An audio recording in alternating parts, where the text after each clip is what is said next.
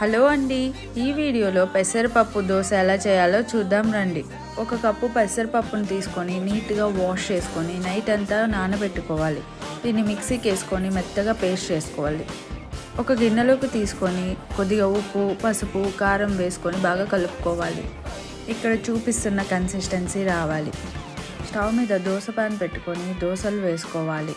ఈ పెసరపప్పు 3-4 గంటలు నానితే సరిపోతుంది. దోశ వేసుకున్నాక కొద్దిగా గీ వేసుకొని ఇంకా కొద్దిగా పన్నీర్ వేసుకున్నా. ఈ దోశకి టమాటా చట్నీ అయినా పల్లీ చట్నీ అయినా కాంబినేషన్ బాగుంటుంది. నేనైతే కరివేపాకు పొడి వేసుకున్నాను.